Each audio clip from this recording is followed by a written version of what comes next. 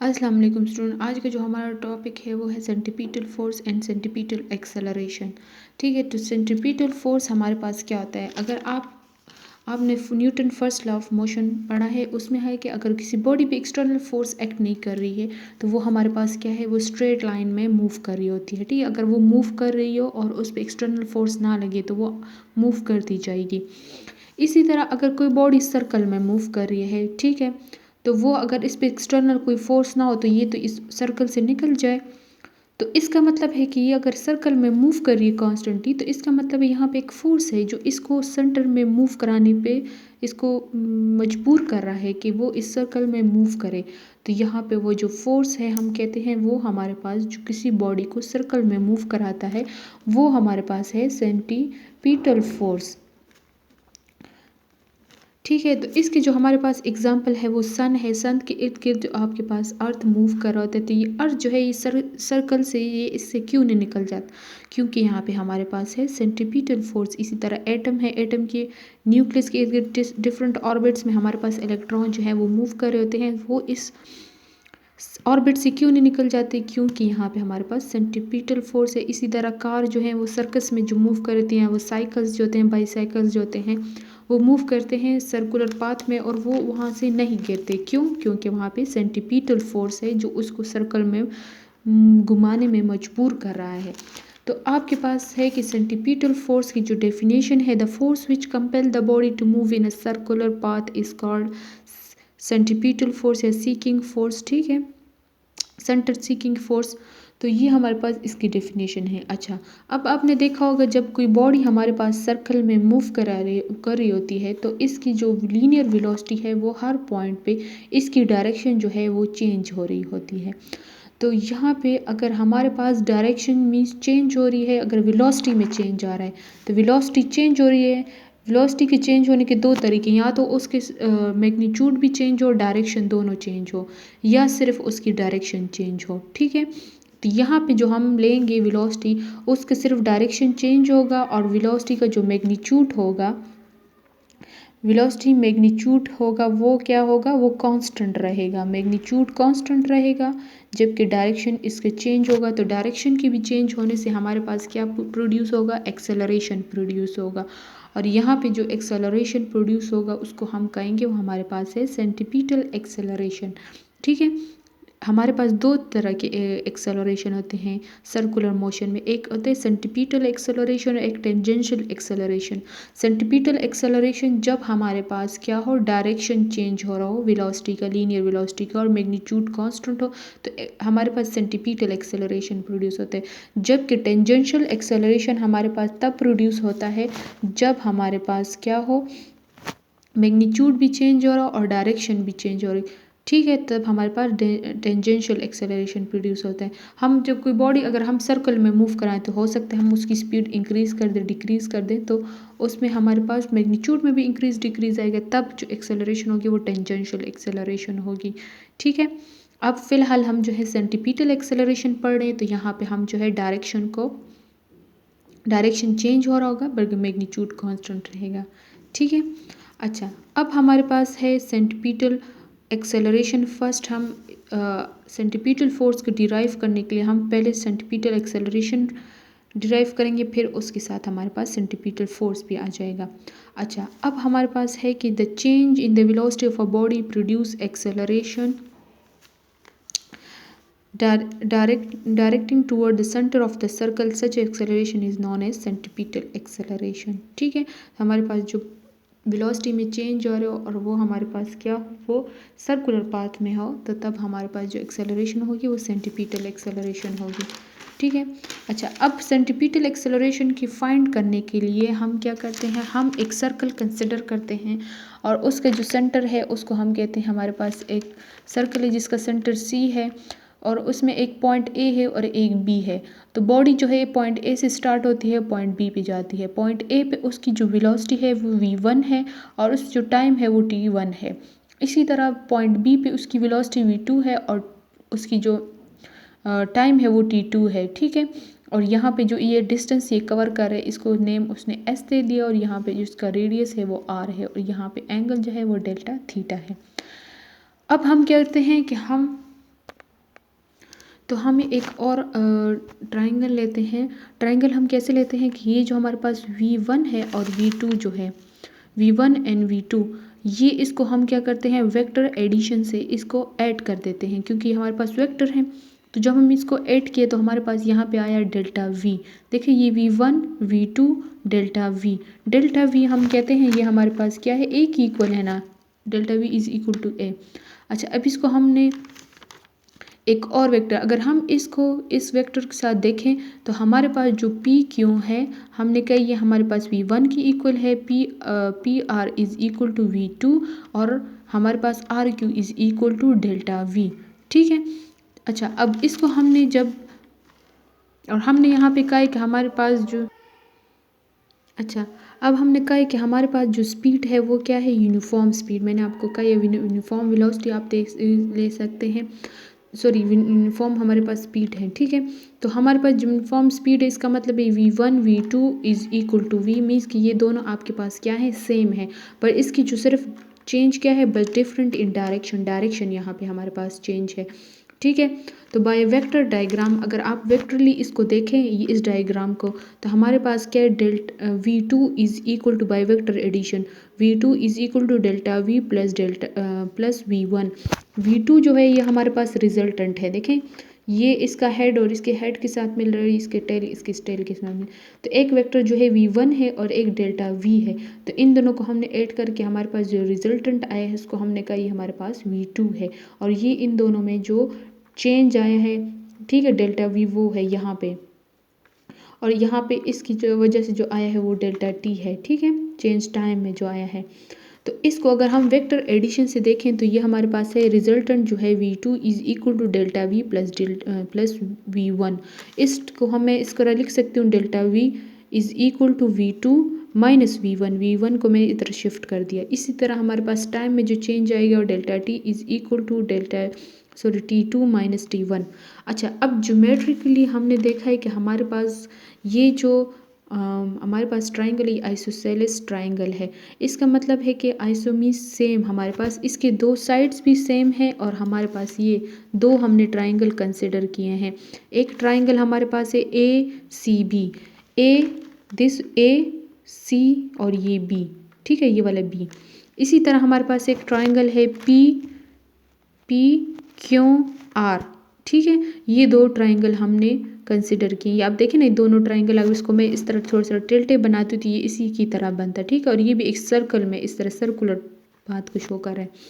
अच्छा, तो ये जो हम आइसोसेलेस, इसका मतलब है कि इसके दो साइड भी सेम है। देखिए हमने कहा था ना कि V1 V2 जो है ये इसके इक्वल आ रहे हैं, तो ये हमारे पास ये दो साइड भी इसके सेम है, और इसके जो एंगल है वो भी हमारे पास सेम है।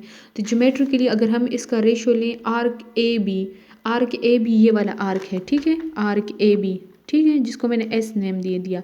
Arc A B is equal to, sorry, R A B is divided by A C हमारे पास क्या है, ये वाला ए सी, ठीक है, इज इक्वल टू, ठीक है, ये इक्वल है, हमने कहा था ना ये आइसोसेलेस ट्राइंगल है, तो ये हमारे पास साइड इनकी इक्वल है, तो ये इक्वल है QR। देखें ये QR, ये देखिए ये जो है ये इसका S, ये जो AB है ये इज इक्वल टू QR, ठीक है। इसी तरह हमारे पास जो साइड है PQ is equal to AC, ये वाला साइड है, ठीक है, ये इसकी इक्वल है। तो हम इसको लेंगे QR डिवाइडेड बाय PQ, ठीक है। अब AB, आर्क AB हमने कंसिडर किया, ये हमारे पास S की इक्वल है, और जो आर्क हमारे पास RQ है ये हमारे पास डेल्टा V की इक्वल है। तो इधर हमने क्या कर देंगे, यहाँ पे S पुट कर देंगे, इसकी जगह हम डेल्टा V पुट करेंगे। इसी तरह हमारे पास जो ये साइड AC थी, हमने कहा था ये हमारे पास किस चीज़ की इक्वल है, ये R की इक्वल है, तो यहाँ पे हम R पुट कर देंगे। इसी तरह हमारे पास ये जो साइड थी PQ, ये हमारे पास V की इक्वल है, क्योंकि ये दोनों सेम है, हमने यहाँ पे कह दिया था कि ये तीनों जो हमारे पास यूनिफॉर्म स्पीड है, तो V1 V2 की इक्वल, इसलिए ये V की इक्वल है, तो दोनों सेम है, हम कोई साइड भी ले सकते हैं। तो ये PQ is divided by V, ठीक है, ये V की इक्वल आ गया।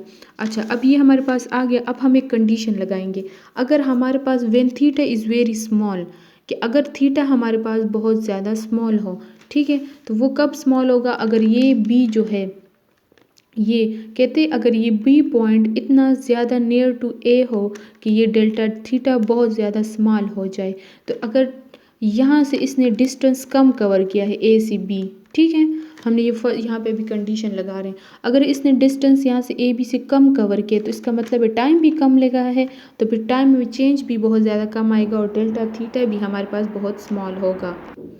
तो अब जो हमारे पास delta theta is very small, इसका मतलब delta T is equal T minus ये भी हमारे पास बहुत स्मॉल हो जाएगा। तो हमारे पास जो इक्वेशन है v is equal to s by t, v is equal to s by t, इसको मैं लिख सकती हूँ s is equal to v delta t, क्योंकि टाइम हमारे पास हमने कहा है वेरी स्मॉल, थीटा स्मॉल हो गया, इसका मतलब है इसने कम डिस्टेंस कवर किया है, ठीक है, तो टाइम भी कम लगेगा, इसलिए हमने इसको डेल्टा टी ले लिया है। अब अगर इसको मैं क्या है इस इक्वेशन टू में यहाँ इक्वेशन टू को मैं इक्वेशन वन में पुट कर दूँ तो मेरे पास आ जाएगा put value of S in equation one, तो हमारे पास आ जाएगा v डेल्टा टी, ये s की जगह हमने जो वैल्यू पुट किए है, divided by r is equal to delta v divided by v, ठीक है। अगर मैं इस डेल्टा t को यहाँ पे शिफ्ट कर दूँ, ठीक है, मैंने इधर ही लिख दिया, तो इसको मैं लिख सकती हूँ delta v divided by delta t, और ये v उधर चले जाएगा तो v square divided by r आ जाएगा हमारे पास।